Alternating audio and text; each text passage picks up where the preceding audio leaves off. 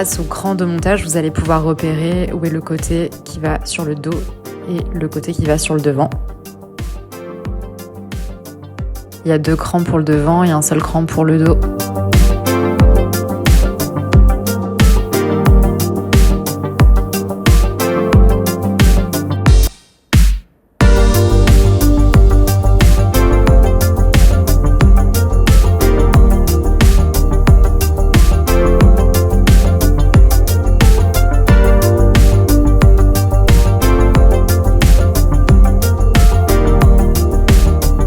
Assembler les côtés et ensuite il faut assembler les épaules endroit contre endroit.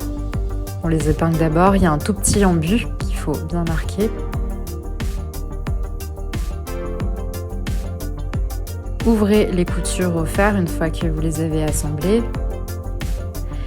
Prenez les empiècements devant et repérez où est le milieu dos, où sont les crans de côté et le haut de votre pièce.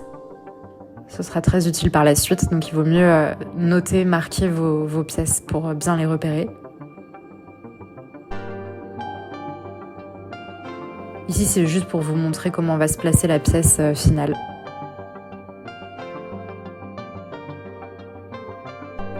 On a les 2 pièces devant et on a un empiècement dos. Dans un premier temps, on va venir assembler les milieux dos des empiècements endroit contre endroit. Et on va faire la même chose sur le 2e empiècement, sur les 2e empiècements devant.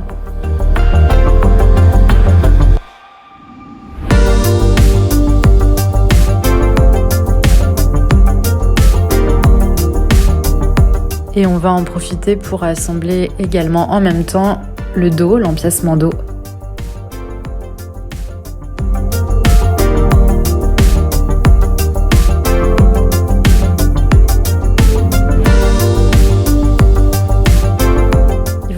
Attention à ce stade à ne pas vriller les pièces de devant, surtout qui sont assez longues, avant d'assembler à la machine.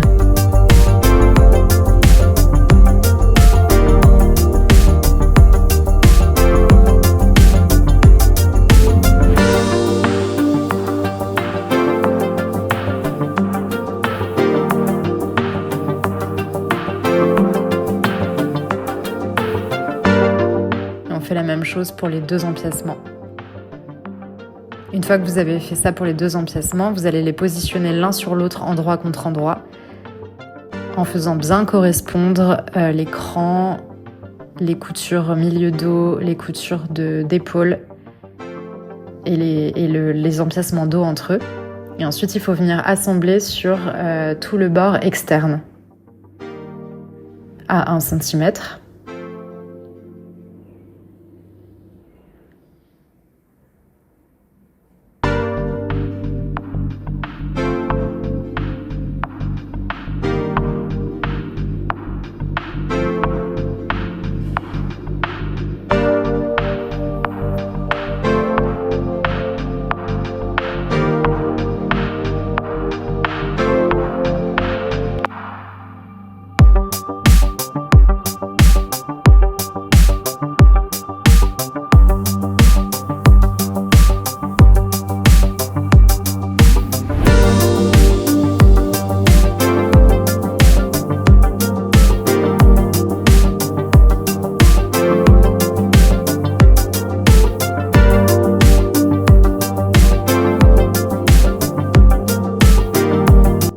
Et là, on vient piquer dans les coutures du tout début, sans faire forcément de point d'arrêt.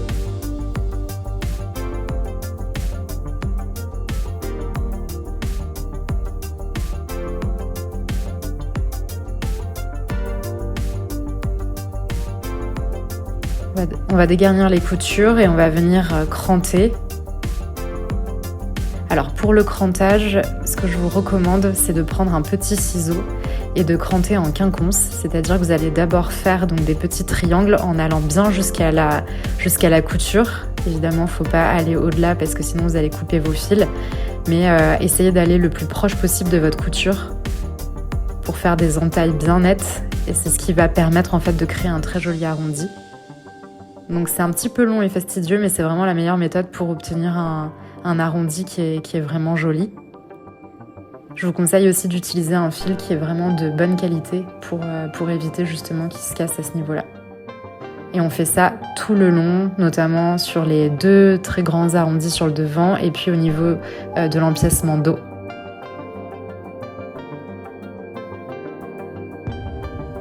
Et ensuite, on repasse bien toute la pièce pour faire une jolie courbe. On va positionner l'empiècement sur le buste, endroit contre endroit. Et on démarre par le milieu dos. Ensuite, on vient tout de suite épingler les petits côtés. Donc vous avez 2 crans pour les coutures de côté.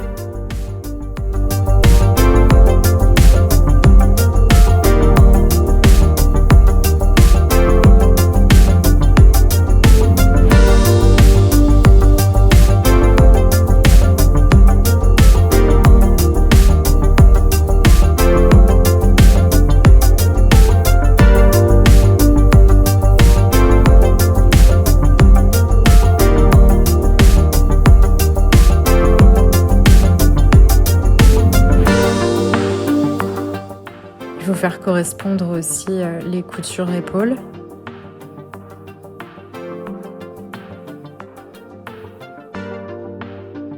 Les petits crans de montage qu'il y a à ce niveau-là.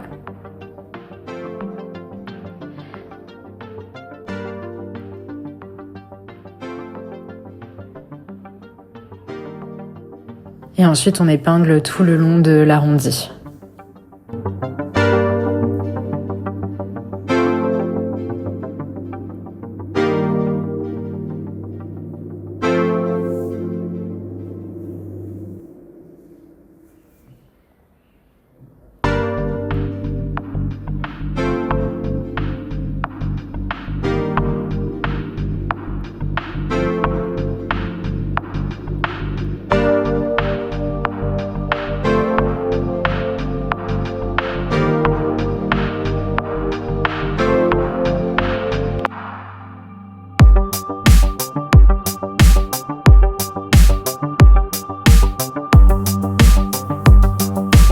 Conseille de pas mal épingler à ce stade pour que ce soit plus simple une fois que vous allez assembler. On assemble ensuite l'intégralité de l'empiècement sur le buste. Et ensuite, il y a une étape de repassage qui est aussi importante que le crantage. On va venir coucher en fait les coutures qu'on vient de faire à l'intérieur de l'empiècement pour qu'elles soient invisibles. Et on va repasser sur l'endroit pour qu'on puisse bien former ces jolies courbes. Ensuite, on répète notre opération de crantage.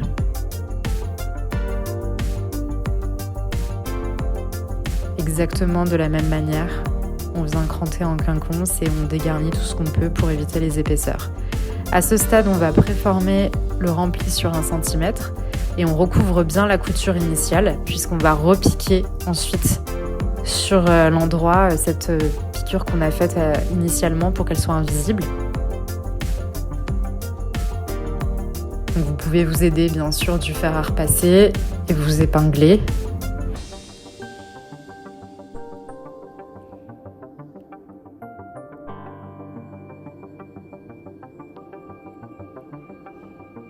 Vous pouvez aussi dégarnir à ce niveau-là, toujours dans un souci d'éviter les épaisseurs pour que ce soit plus joli au fini.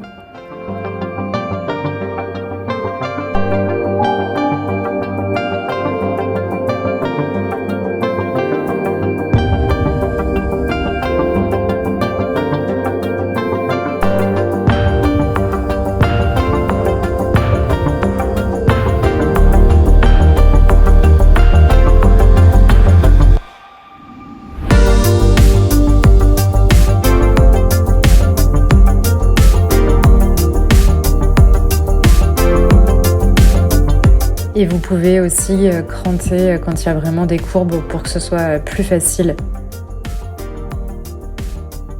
à épingler puis à assembler.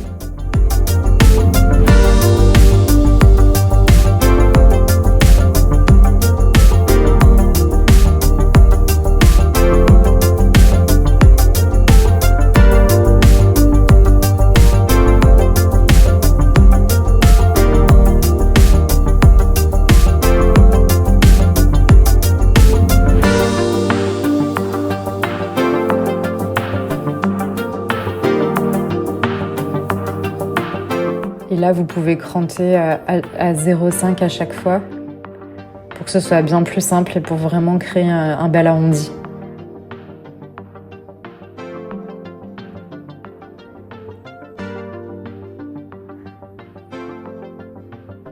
Il faut faire ça sur l'intégralité de l'empiècement.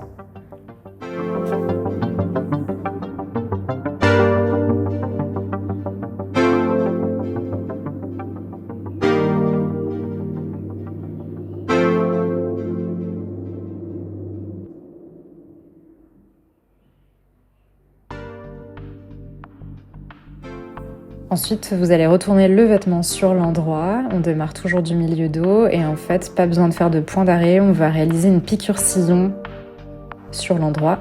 Une piqûre sillon, ça veut dire qu'en fait, on va repasser dans la rainure de la couture initiale pour qu'elle soit vraiment invisible. Donc là, c'est pas très pratique parce que j'ai épinglé de l'autre côté. Donc, petite astuce, épingler plutôt sur le devant. Ce sera beaucoup plus simple pour enlever les épingles.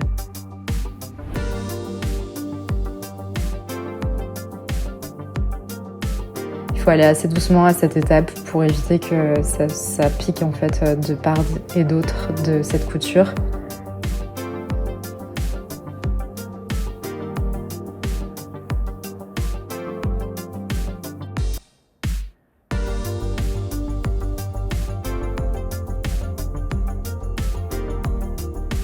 Pour assembler les biais pour former les emmanchures, il faut replier le biais dans sa longueur.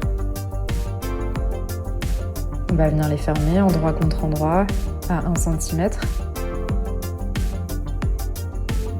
Et là, je viens simplement marquer la moitié du biais pour pouvoir le positionner sur la couture épaule et pour répartir ensuite le biais tout le long de l'emmanchure. Donc le biais il fait 1 cm de moins que l'emmanchure. Donc vous pouvez tirer un petit peu dessus. Je ne l'ai pas forcément montré à la vidéo, mais vous pouvez aussi déformer un petit peu votre biais au fer à repasser avant de le mettre sur l'emmanchure. Là, on est sur une emmanchure qui est assez large, même voire très très large. Donc il n'y a pas besoin non plus de déformer le biais de manière vraiment importante, mais sachez que ça peut aussi vous aider. Et ensuite, on vient piquer le biais à 1 cm sur le devant, endroit contre endroit.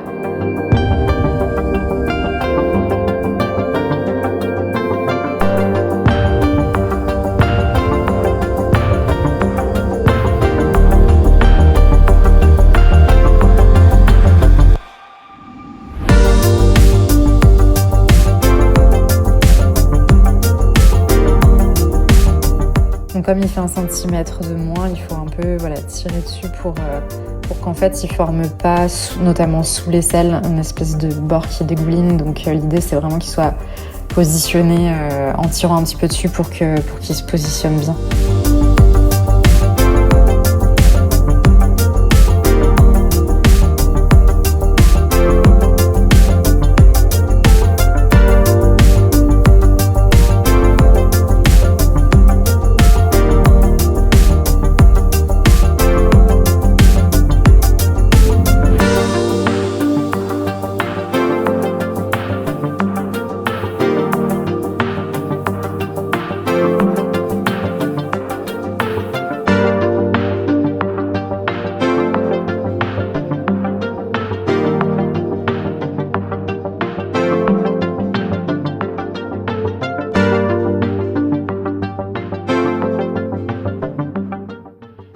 Et ensuite, on dégarnit sur 0,5 à peu près et on crante également.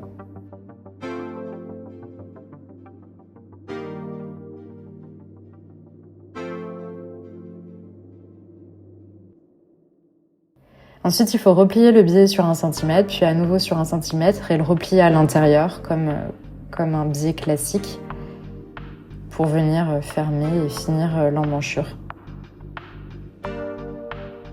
Vous pouvez éventuellement aussi cranter avant, comme on l'a fait pour l'empiècement, pour que ce soit plus facile aussi à l'épinglage.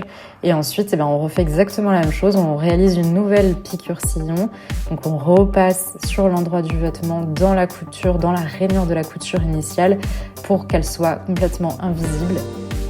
et on vient sans faire de point arrêt au tout début, on vient simplement repiquer dans les points initiaux. Et voilà, c'est terminé, bravo à vous!